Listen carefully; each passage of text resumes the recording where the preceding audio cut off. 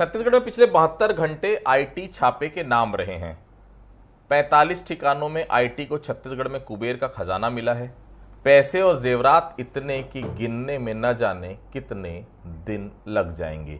ये मामला केवल आईटी की कार्रवाई का नहीं, मामला उससे भी 2 कदम आगे उस भ्रष्टाचार का है जिसने पिछली सरकार की नीति और नीयत दोनों पर तीखा सवाल खड़ा कर दिया है। 2 मंत्रियों के खिलाफ एसीबी में कार्रवाई दुर्भावना से ग्रसित कही जा सकती है, लेकिन कांग्रेस के पास उन सवालों का जवाब क्या होगा जो करोड़ों के खजाने के रूप में उनके सामने आ रहा है। पिछले 2 दिनों में पूर्व मंत्री अमरजीत भगत की जो तस्वीरें सामने आई वो काफी ज्यादा बेफिक्री से भरी थी। कभी आराम से धूप सेकते अमरजीत तो कभी प्राणायाम और योगा करते पूर्व मंत्री ये बताने की कोशिश कर रहे थे कि जो कुछ हो रहा है उससे उनका कोई लेना देना नहीं है। पर काली कमाई की जो कुंडली मिल रही है उसके बाद तो अमरजीत भगत के बारे में हर कोई यही भविष्यवाणी करने लगा है कि छत्तीसगढ़ के लोग ही सिर्फ गरीब हैं, मंत्रियों ने तो अपनी सारी गरीबी 5 साल में मिटा ली है। नमस्कार, आज का मुद्दा में आप सभी का स्वागत है। मैं हूं आदित्य नामदेव। इससे संबंधित एक पैकेज देखते हैं, उसके बाद इस परिचर्चा को हम आगे बढ़ाएंगे।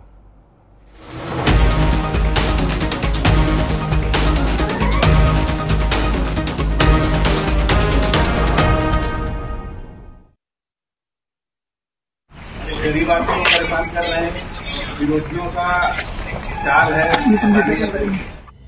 ये बेफिक्री और बोल तूफान के पहले सुकून जता रही है या फिर अपनी बेबसी। 31 जनवरी को जब आईटी की टीम ने पूर्व मंत्री अमरजीत भगत के ठिकानों पर दबिश डाली तो ये उस दिन सूबे की सबसे बड़ी खबर थी। लेकिन गुरुवार देर रात छापे में मिली कैश की खबर छत्तीसगढ़ के इतिहास की सबसे बड़ी खबर बन गई। रात तक ये आंकड़ा 1 करोड़ का था, जो सुबह होते होते 3 करोड़ तक जा पहुंचा। ये बात केवल कैश की है, लेकिन अगर उसमें जेवरात और प्रॉपर्टी की कीमत भी जोड़ दी जाए तो ये आंकड़ा 10 करोड़ तक भी पहुंच सकता है। छत्तीसगढ़ हमेशा भ्रष्टाचार के मामलों में बदनाम रहा, बावजूद इसके छापेमारी में इतनी बड़ी रकम कभी हाथ नहीं लगी। अब कांग्रेस ये कहकर अपने दाग को छुपाने की कोशिश कर रही है कि ये तो केंद्र की कठपुतली बनकर काम करने वाली सेंट्रल एजेंसियां हैं, जिसका मकसद ही बदनाम करना है। वो चुनावी मैदान में मुद्दों पर चर्चा कर संवाद कर वोट लेने में कामयाब नहीं है, तो जज्बाजी मुद्दे उठाने हैं, एजेंसीज का प्रयोग कर विपक्ष को दबाना है। लेकिन हम डरने वाले नहीं हैं, मजबूती से लड़ेंगे। हम लोग कोर्ट में भी लड़ेंगे, लेकिन पब्लिक के बीच में जाके लड़ेंगे। जनता अंत में निर्णय करेगी कौन सही कौन गलत है। लालू और उनके तेजस्वी यहाँ ईडी की कार्रवाई, उसके बाद अब झारखंड में जिस प्रकार से मुख्यमंत्री की गिरफ्तार किया गया, और अब छत्तीसगढ़ में भी लगातार 3रे दिन से लगातार इस प्रकार से कोशिश की जा रही है, तो ये विपक्ष को दबाने की कोशिश की जा रही है। इधर बीजेपी वही रटा रटाया बयान दे रही है कि केंद्रीय एजेंसियां अपना काम करती हैं, लेकिन सवाल तो ये जायज है जिसमें ये बार बार कहा जाता है कि सेंट्रल एजेंसियां उस वक्त कहां चली जाती हैं जब दाग भाजपा या उसके किसी सहयोगी दल के नेताओं के दामन पर लगता है। भाजपा ये कहकर पूर्व मंत्री को निशाने पर ले रही है कि जैसी करनी वैसी भरनी। चोरी और सीना चोरी हमारी सरकार में तो नहीं चलेगा। हम लोगों ने कमिटमेंट किया है कि जो भी भ्रष्टाचारी हैं, जो भी गड़बड़ी किए हैं, वो कहीं न कहीं वो पकड़ में तो आएंगे। किस तरह की संपत्ति अर्जित उन्होंने किया हुआ है, पूरे प्रदेश की जनता सब कुछ जानती है। बस वो दिखाने का प्रयास है। जिन्होंने गलत किया है उनके पेट तो कुलबुला रहे हैं अंदर से, और अपने आप को गरीब बता रहे हैं। ऐसे गरीब भगवान सबको बनाए। इस बात में कोई शक नहीं है कि मौजूदा हालात अमरजीत भगत के खिलाफ है। एसीबी में मामला दर्ज होने के बाद अब आईटी की दबिश ये बात तो जग जाहिर कर रही है कि पूर्ववर्ती सरकार ने सिर्फ प्रदेश को लूटा नहीं, बल्कि लूटे धन को दोनों हाथों से खूब बटोरा भी है। कुल जमा ये कि विधानसभा में अधिकारियों के भ्रष्टाचार ने लुटिया डुबोई थी, तो लोकसभा से पहले कांग्रेस नेताओं की कारगुजारी अपने साथ पार्टी को भी ले डूबेगी। बंसल न्यूज के लिए आदित्य नामदेव। तो आपने सुना क्या कुछ था पैकेज में, और आखिरकार जब ईडी और आईटी की कार्रवाई छत्तीसगढ़ में चलती है तो कांग्रेस भ्रष्टाचार के बजाय सिर्फ बदले की राजनीति से पूरे मसले को क्यों जोड़ती है? काली कमाई के मामले में सिर्फ अफसर ही पिछली सरकार में कार्रवाई हुई थी अफसरों के ऊपर, तो मंत्री और नेताओं पर क्यों नहीं कसा गया तब शिकंजा? कहीं ऐसा तो नहीं कि यह कहना पड़ जाए कि जब सुल्तान खुद ही खजाना लूटने में मशगूल थे तो फिर सिपाहियों को बंदरबाट करने से कौन रोकता? कुल मिलाकर एक बात यहां पर हर जो महफूज बैठती है वो बहुत साफ है, हर साख पर उल्लू बैठा है, अंजामे गुलिस्ता ऐसा ही होना था। बातचीत को हम आगे बढ़ाते हैं। हमारे साथ बातचीत करने के लिए तीन बेहद खास मेहमान मौजूद हैं। सुंदरानी साहब हमारे साथ मौजूद हैं, भारतीय जनता पार्टी के पूर्व विधायक रहे हैं, वरिष्ठ नेता, बहुत स्वागत करता हूं उनका। वारानी साहब हैं, कांग्रेस के वरिष्ठ नेता हैं, प्रवक्ता है, बहुत स्वागत करता हूं उनका। डॉक्टर अनिल द्विवेदी साहब हैं, वरिष्ठ पत्रकार है, बहुत स्वागत करता हूं। ग्वालिनी साहब, पहला सवाल आप ही से। सुनने में आ रहा है कि जो आईटी का छापा पड़ा है ना ग्वालिनी साहब, 50 करोड़ तक पहुंच जाएगा। गरीब प्रदेश, अमीर नेता, कुछ कहेंगे इसके बारे में? देखिए आदित्य जी, मैं ये कहना चाहूँगा कि आज हमारे देश में जो समय चल रहा है वो बहुत ही खतरनाक और भयभीत चल रहा है। जितने भी विपक्ष के नेता हैं उन सबके यहाँ रेड हो रही है। ऐसा आप मुझे ये बताएं, देश के इतिहास के पन्नों में पलट करके ऐसा कब हुआ है? पिछले 70-75 वर्षों में ऐसा कभी नहीं हुआ कि याद दिलाऊं आपको मैं? जी मैं याद दिलाऊं? मैं आप बैठे हैं अनिल जी, याद दिलाएंगे आपको जी। आगे लेकिन इस तरह की red, ED, CBI, police, income tax, GST सब एक साथ धावा बोल करके बैठे हुए हैं। इमरजेंसी का पीरियड एक अलग पीरियड था। आज वर्तमान में ना कोई इमरजेंसी है ना ऐसी चीजें, सिर्फ विपक्ष के लोगों के यहां पे इस तरह की चीजें हो रही है। ये डराया जा रहा है। बाबा साहब अंबेडकर के समय में जो हमने संविधान अडॉप्ट किया 1950 के समय, उसमें सबको मौलिक अधिकार दिए गए थे, हर व्यक्ति को अपनी बात रखने की आजादी थी। लेकिन आज तो बोलने नहीं दिया जा रहा है, डराया जा रहा है कि अगर आप कुछ बोलेंगे सत्ता पक्ष के खिलाफ तो आपके खिलाफ ईडी आ जाएगी, आईटी आ जाएगी, सीबीआई आ जाएगी। ये बहुत ही काला समय चल रहा है। देश के हर कोने में हाहाकार है। ऐसा समय हमने कभी नहीं देखा। पूरी की पूरी एजेंसियां सरकार के निर्देश पर चल रही है। ठीक है, मान लिया मैं, ये सुंदरानी साहब की पार्टी का यही काम है। वो जो 1 करोड़ रुपए मिले हैं सुंदरानी जी के थे क्या, उनके घर से जो मिले?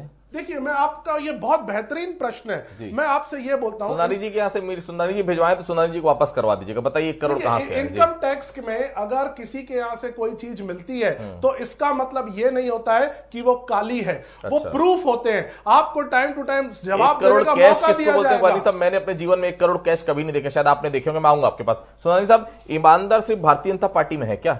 अगर आप लोग की कुंडली भी खंगाली जाए ना तो ऐसे कई अमरजीत सामने आ जाएंगे। ऐसा मैं नहीं बोल रहा हूं, कांग्रेस बोल रही है। जो भाजपा के साथ है वो भ्रष्टाचार मुक्त और जो खिलाफ है वो भ्रष्टाचार युक्त। ऐसा कैसे हो सकता है? आदित्य जी, 55 साल देश में कांग्रेस ने राज किया, मध्य प्रदेश, छत्तीसगढ़ में राज किया। 55 साल में कितने भारतीय जनता पार्टी के नेताओं के खिलाफ केस बना पाए? इमरजेंसी में बिना गुनाह के इन्होंने 18 महीने लोगों को जेलों में ठूस दिया था, लेकिन उनके खिलाफ कोई आरोप पत्र नहीं था। आखिरी तक कोई आरोप पत्र नहीं दे पाए। सभी नेता छूट के आए। लेकिन मैं आपको बताऊं, ये रेड छापे के मामले में अगर हमने हमारी सरकार की कोई भी एजेंसी, मैं ये नहीं बोलता कि हम वो स्वतंत्र एजेंसी है नहीं है, किसी भी एजेंसी ने किसी के यहाँ रेड डाला, अगर कोई रेड खाली हो जाए तो निश्चित रूप से कटघरे में आयकर के अधिकारी और ईडी के अधिकारी खड़े होते हैं। रवि गौलानी सीए हैं, बहुत जानकार हैं। क्या ये इनकम टैक्स की रेड हो या ईडी की रेड हो, क्या एक दिन में प्लानिंग बनती है? क्या डराने धमकाने का काम एक दिन में होता है? ये लगातार 3-4 महीने से रेकी करते हैं, लगातार उसकी जांच करते हैं। कोई रेड इनका खाली नहीं होता। इनकी रेड में तथ्यात्मक जब तक वो ये पूछ रहे हैं कि सिर्फ हम ही लोग करप्ट हैं, हमारी पार्टी के लोग करप्ट हैं। भारतीय जनता पार्टी में किसी के पास पैसा नहीं है। कोई स्कूटर चलाकर आया था प्रदेश में, आज देखिए इतनी सारी प्रॉपर्टी की, देखते देखते ऐसा लगता है थक जाएंगे गिनते। ऐसे बहुत सारे उदाहरण हैं आपके भी जी। आदित्य जी, 5 साल कांग्रेस की सरकार रही है छत्तीसगढ़ में। एक भी नेता के खिलाफ इन्होंने कोई तथ्यात्मक जानकारी लाई क्या? कभी उन्होंने सदन में या सदन के बाहर रखी क्या? सिर्फ डराने धमकाने का काम ये सरकार करते रही। लेकिन भ्रष्टाचार के मामले में पूरी की पूरी सरकार लिप्त रही। 5 साल भ्रष्टाचार का कितना नंगा खेल खेला गया छत्तीसगढ़ में, शायद इतिहास के पन्नों में मैंने नहीं देखा किसी राज्य सरकार ने इतना बड़ा भ्रष्टाचार किया। कोयले का, शराब का, चावल का, गरीबों के चावल पे डाका डाला। आज अगर इनकम टैक्स का रेड हुआ है तो क्यों फड़फड़ा रहे? अगर रेड हुआ, रेड खाली जाता तो आप निश्चित रूप से कहते कि हम तो पाक साफ हैं। आज अगर 50 करोड़ रुपए की संपत्ति छापे में मिलती है तो ये तो उस वक्त है जब इनको पता है कि कभी भी हमारे हम पहले सेटल कर लिए पैसा इन लोगों ना। बिल्कुल। अभी तो अगर गहराई से जांच होगी तो शायद 50 करोड़ नहीं 500 करोड़ की द्विवेदी साहब, इस पूरे आईटी के छापे को हम राजनीतिक नजरिए से देखें कि भ्रष्टाचार के नजरिए से? द्विवेदी साहब देखिए, राजनीतिक नज़रिए और दोनों इसमें शामिल तो दिखता है, क्योंकि देखिए अगर आपको देश में और समाज में भ्रष्टाचारी लोगों को दंड देना है या ईमानदारी पूर्वक शासन चलाने हैं, सुशासन स्थापित करना है, तो जांच एजेंसियां बनाई ही इसीलिए गई है। और दोनों ही राजनीतिक दल ये दंभ भरते रहते हैं हमेशा कि राजनीतिक जांच एजेंसियां स्वतंत्र होनी चाहिए, और स्वतंत्र होने के बाद जब वो कार्रवाई करती हैं तो हाय तौबा मचती है। और मुझे याद है कि ये कार्रवाई बिल्कुल सही हो रही है। आप छत्तीसगढ़ में सीबीआई को बैन क्यों कर दिया गया? सीबीआई तो सेंट्रल एजेंसी है, केंद्र सरकार की एजेंसी है और सरकार के द्वारा चलाई जा रही है, उसको बैन क्यों किया गया? ईओडब्ल्यू राज्य में काम कर रहा है, आपने अपराध दर्ज किए, उसने कार्रवाई की, एफआईआर दर्ज की, किसी को कोई समस्या नहीं हुई। इसी तरह ईडी आकर के अगर छत्तीसगढ़ में करप्शन के घोटाले उजागर कर रही है और उसके जो मुखिया हैं, उसके जो काकस है, जो गठजोड़ है भ्रष्टाचार राजनीतिज्ञों का, अफसरों का, उसको यदि उजागर करते हुए जेल भेज रही है तो इसमें क्यों प्रॉब्लम हो रही है? और आप देखिए कि ये कब नहीं हुआ। मुझे याद है कि जब प्रधानमंत्री नरसिम्हा राव थे तो सीबीआई को लेकर के क्या सख्त टिप्पणी सुप्रीम कोर्ट ने की थी। और आपने देखा आदित्य कि झीरम घाटी कांड इतना बड़ा हुआ था, एनआई फेल हो गई, सीबीआई फेल हो गई और भी तमाम एजेंसियां फेल हो गई, आज तक उसका कोई रिजल्ट नहीं निकल पाया। तो आप क्या संदेश देना चाहते हैं राजनीतिक दल? और जहां तक अभी कार्रवाई हो रही है, मुझे लग रहा है ये कार्रवाई होने दी जानी चाहिए, क्योंकि अगर भ्रष्टाचारी अंदर जाएंगे तो कोड तो है ना। अगर ईडी ने कोई रिपोर्ट दर्ज की है, एफआईआर दर्ज की है या ईओडब्ल्यू ने दर्ज की है तो सबूतों के आधार पर की होगी, और अगर अदालत चाहेगी तो उन्हें बाइज्जत बरी कर देगी। पर 2-2 साल से ब्यूरोक्रेट्स अंदर जेल में बैठे हैं, व्यापारी बैठे हैं, उन्हें आखिर जमानत क्यों नहीं मिल पा रही? क्योंकि ईडी ने जो केस दर्ज किया वो कहीं न कहीं पुख्ता आधार सबूतों के आधार पर कार्रवाई हो रही है। रवि ग्वालिनी साहब, अमरजीत भगत शपथ कब लिए थे याद है आपको? 3 साल, लगभग 3 साल का कार्यकाल उनका हुआ। 3 साल में ये हाल, 5 साल रह जाते तो क्या होता ग्वालिनी साहब? सुना है करोड़ों घर में मिले, चलिए हो सकता है उनके घर में नहीं लेकिन उनके साथियों के यहाँ से तो मिले, कुछ तो बताइए। देखिए, बात को ब्रॉड वे में लीजिए आदित्य जी, मुझे 2 मिनट का आप समय दीजिए। एनफोर्समेंट डायरेक्टरेट की एक डाटा हमारे संसद पर आया है जिसमें यह बताया गया कि 99,000 करोड़ रुपए के ऊपर उन्होंने कार्यवाहियां की, लेकिन जो कॉन्फिस्केशन हुआ वो सिर्फ 900 करोड़ के ऊपर हुआ, यानी लेस देन 1%। और 3,500 से ज्यादा मामले उन्होंने दर्ज किए और जिसमें 25 के ऊपर ही ऐसा हो पाया कि जो प्रूव हो पाए, बाकी सब छूट गए। तो आप मुझे यह बताइए कि ये जो बाकी 99,000 करोड़ के ऊपर कार्रवाइयां हुई, ये मेलाफाइड थी कि बोनाफाइड थी? अगर मेलाफाइड इंटेंशन से काम होंगे तो प्रूव नहीं हो पाएंगे। अगर कि कोई चीज बोनाफाइड होती है तो कांग्रेस पार्टी कभी उस चीज का विरोध नहीं करेगी, लेकिन यहां सारी चीजें षड्यंत्र पूर्वक लग रही है, राजनीतिक द्वेष से प्रेरित लग रही है। और जहां राजनीतिक द्वेष की बातें आएंगी तो वहां तो सीधी सी बात है कि विपक्ष का जो है गला घोटा जा रहा है। बात जो हम कर रहे हैं, केंद्र सरकार की नाकामियों की बात कर रहे हैं, तो दबाया जा रहा है ताकि वो सारी बातें दब जाए और उनको एक एडवांटेज मिल सके। बात साफ है। ठीक है, दबाते रहिए और पैसा निकालते रहिए। 1 करोड़ रुपए कैश 2 करोड़ 86 लाख के आसपास या 46 लाख के आसपास मिले थे, लेकिन उतना जब्त नहीं किया गया। जब्त वही किया गया जिसका हिसाब नहीं बताया जा। मुझे भी पता है, आपको भी पता है, आप पेशे से सीए हैं। अगर आपके पास उसके प्रॉपर डॉक्यूमेंट हैं तो आईटी उस पैसे को जब्त नहीं, आपको बताना पड़ेगा सोर्स ऑफ इनकम क्या है। शायद वो नहीं बता पाए इसलिए 1 करोड़ जब्त हुए। मैं आऊंगा आपके पास। सोनी साहब, आप लोग का मकसद क्या है? केवल बदनाम करना या जनता के लुटेरों को सजा भी दिलवाना? आपने 17 तारीख को मामला दर्ज किया था, याद है आपको, एसीबी में, ये सब मामलों पे, और सीबीआई की घोषणा पीएससी मामले में किए 1 माह से ज्यादा हो गए। क्या हुआ थोड़ा बताइए, सीबीआई वाले मामले का स्टेटस क्यों आरोप नहीं लगेंगे आप लोग पे कि आप लोग बदनाम करते हैं? केवल घेर के रखना चाहते हैं, केवल डरा के रखना चाहते हैं आप लोग? नहीं आदित्य जी, 40 दिन, 1 महीना, 20 दिन में कोई कार्रवाई हो जाती है क्या? नहीं, शुरुआत भी नहीं हुई अभी तक, सीबीआई आई भी नहीं। मैं पीएससी मामले की बात कर रहा हूँ। नहीं, पीएससी मामले में जांच होगी ना, सीबीआई को मामला सौंपा गया है, सीबीआई आएगी और उसकी पूरी जांच करेगी, तथ्य थोड़ी मिटा सकते हैं। कागज कभी मरता नहीं है, कागज तो हमेशा जिंदा रहता है। आप देखिएगा सीबीआई की कार्रवाई कैसे होती है, पसीने छूट जाएंगे भूपेश बघेल सर के सारे मंत्री, पूर्व मंत्रियों के और सरकार के। कहीं न कहीं चोरी को मामले, अगर टैक्स चोरी के मामले सामने आएंगे तो निश्चित रूप से कड़ी कार्रवाई होनी चाहिए, क्योंकि गरीब का पैसा, छत्तीसगढ़ हमारा गरीबों का राज्य है। कहीं न कहीं उनकी गाड़ी कमाई का पैसे का जिस प्रकार इन्होंने दोहन किया है, जिस प्रकार इन्होंने घर भरने का काम किया है, करोड़ों रुपए आज निकल रहे हैं। अगर ये न निकलते तो हमारी सरकार कटघरे में खड़ा होती, लेकिन एक एक रेड में करोड़ों रुपए जब निकल रहे हैं, आप खुद कह रहे हैं कि 3.25 करोड़ रुपया वहाँ था, बाकी कुछ पैसा छोड़ दिया क्योंकि उसको बुक्स में दिखाया गया। बुक्स में दिखाए ना, इनको तो अवसर मिलेगा। हम कहाँ कह रहे हैं कि इनको अवसर नहीं मिलेगा। और एजेंसियां अगर काम कर रही है तो करने दें। अगर ये पाक साफ है तो डर किस बात का, क्यों डर रहे हैं ये लोग? देखिए साहब, ये जो आईटी की कार्रवाई हुई उसमें ज्यादा तो कुछ होना नहीं है, आप भी समझते हैं, सरेंडर करना पड़ेगा ज्यादा से ज्यादा।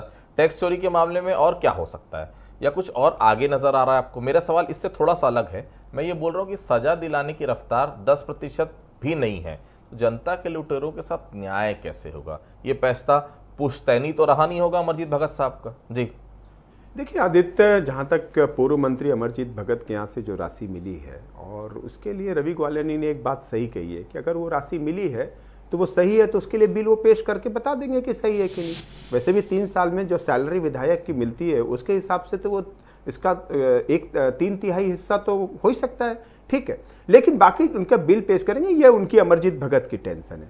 जहां तक आपने जो बात कही कि ऐसी जांच एजेंसियों के रिजल्ट समय पर क्यों नहीं आते हैं, देखिए कुछ तो राजनीतिक प्रेशर होता है और कुछ अदालती कार्रवाई में बड़ा समय लग जाता है इंडिया में, और इसी तरह कुछ प्रशासनिक दखलंदाजी भी रहती है। तो तमाम तरह के ईडी भी कहीं ना कहीं प्रेशर में काम करती है, उसकी जांच एजेंसियां बाद में जांच प्रभावित होती है। हमने देखा था कि साध्वी रितंबरा को देखिए, साध्वी प्रज्ञा को देख लीजिए, 5-5 साल ये लोग जेल में रहे और सीबीआई के कटघरे में रहे, लेकिन वहां से बाइज्जत मुक्त हो गए। तो कहीं यहाँ चीजें जाकर के अदालत में फेल हो जाती है। जब तक आप फास्ट ट्रैक कोर्ट नहीं अपनाएंगे, सीबीआई को भी एक मुक्त एजेंसी करते हुए फास्ट ट्रैक कोर्ट बना देना चाहिए, तब तक आप सही डिसीजन समय पर नहीं दे सकेंगे और आरोपी ये सब बचते रहेंगे।